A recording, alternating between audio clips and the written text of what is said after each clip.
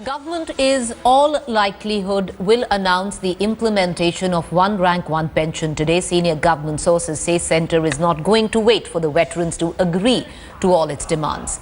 As an agreement is clearly not in sight, government is keen on pushing ahead with its promise before the model code of conduct for Bihar kicks in next week.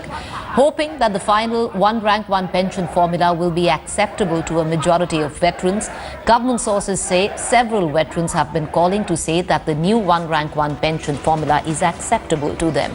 The Modi government believes those veterans who do not agree will be isolated. The government sources say the Prime Minister has gone out of his way in accepting most of the key demands of the ex-servicemen, while veterans protesting at the Jantar Mantar have decided to organize a huge rally at Jantar Mantar on September 12th if their demands are not met. ये कहेंगे हम उसको नहीं मानेंगे क्योंकि अगर वो गलत है तो अगर वो उस पैरामीटर्स में है तो हम if it is within the guidelines which have been listed out, we will gladly accept and thank you to our. What if it is not? If it is not, then we will reject it. We will continue. We will expand. We will intensify our struggle to get the right one rank one pension. And you haven't had any meeting with anyone in the government till now. You haven't heard anything from them. Not in the last 24. My colleague Gaurav Sawan joins us now to break it down for us that which are the demands that have been fulfilled and the ones which have not been. Let's take a look at the government draft. First, the veterans demanded implementation of OROP, one rank one pension from the 1st of April 2014. The government said we are ready to implement it from July 2014 and the veterans have said we are okay with that. Remember, this is slight politics because the government does not want to give OROP when the UPA was in power, but when NDA took over. The veterans are okay. The veterans demand that 2014 should be the base year for calculation of one rank one pension. The government says December 2013, practically 2014 will be the base year. They see eye to eye on that. It's the third issue. Pension revision should happen either every year or at the most every 2 years. That is what the veterans say. The government says that's not possible. That is a nightmare. The government says a review will happen every 5 years and the veterans say that is strictly unacceptable. The veterans also say all ex-soldiers should come under the ambit of one rank one pension.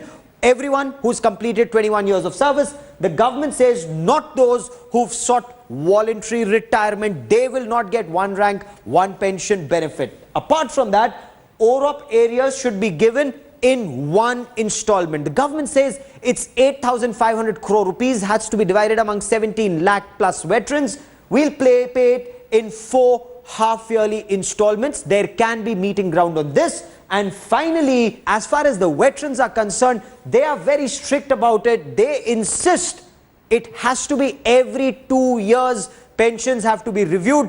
The government says it's only 40 rupees per month. That is the difference that will come. 500 rupees per year. If you calculate for 17 lakh plus veterans, it's going to be a nightmare. Let us do it every 5 years. It's your money. It'll come into your account. I want to cut across to our managing editor, Rahul Kamal, who is joining us at this juncture. Rahul, it seems that the government now will go ahead despite the one rank one pension, the current formula not being accepted, at least by the veterans that are protesting at Jantar Mantar. Preeti, we've learned from the highest sources in government that by this afternoon, there is a very high possibility that the one rank one pension formula in the way that the government sees it will be announced. This is by far the most substantial step taken for veteran welfare in the last several decades. This is a demand that's been pending now for at least 3 decades. There's been a war taking place between the government and veterans over this. That formula now finally coming through. Unfortunately, there's still a bit of acrimony left with some veterans holding out. But the overriding sense in the government is that a majority of the veterans are in support of what the government is proposing to do. That they feel that there can never be 100% settlement, that it's better to take what's being given since the majority of the demands are being met and the few that are not, you can live with that. That's the sense that they have. However, yes, people like Major General Satbir Singh and a few others are upset with the final formula. But the sense that the government has, and I think it's a very important sense, that all civilians' pensions are recalculated once every 10 years, the base. And that holds true for the BSF, the CRPF, all paramilitary forces. And in any case for military pensions, it's now been brought down to a 5-year revision. If you were to do this every 2 or 3 years, and the problem is not so much in the calculation. I think in the interview we were just running with Sabdir Singh, he kept saying the government is making it seem as if it's going to be a big complex task to calculate. If they can't calculate, we'll teach them how. I don't think that's the right approach. The problem is far more about the precedent that it sets. The moment the government gives certain privileges to one section of its machinery, others, especially after the next pay commission, will demand exactly the same, and the next pay commission is only a few months away. So when others start demanding the same, I was told this is a highly inflammable situation which can create all manner of complexity. So I think that again is something that veterans also need to understand, that while a majority of their demands are being met, on some they just need to believe the government and say that this is the best that we can do. The government has reached out there saying to patriotic veterans to now accept the best the Modi government can do. Rahul, just stay on with us, because what we're going to do is we're going to dip into the latest shots that we're getting in from Jantar Mantar. Well, that's the place where a set of veterans are protesting, and they're all wearing black badges there. And Rahul, that's what the point I want to come down to right now. How is it that the government, once it makes this announcement, can give that perception and push that perception forward that this demand has been accepted by veterans, when at least in public perception, the face of the OROP protest is at Jantar Mantar today? Let's look at the harsh reality. Jantar Mantar is a very small ground. Unlike, say, Ramlila Maidan, where you need 25,000-30,000 people to fill it up, to make it look at least partly full. In Jantar Mantar, even a couple of hundred people make it look as if there are a lot of people there. The other reality is that if you look at the number of people who've been coming to Jantar Mantar, it's never been more than 100, 150. You've been there yourself, Preeti. Maximum 200 people, but less than that. Now, there are more than 1.5 lakh, 2 lakh veterans in the National Capital Region. If out of them 200 are coming on a daily basis to Jantar Mantar, then what does that indicate about the level of support? Now, the government is saying that, in any negotiation, at some point in time, you need to take a decision, because you can keep on talking. There's clearly no bridge that is in sight.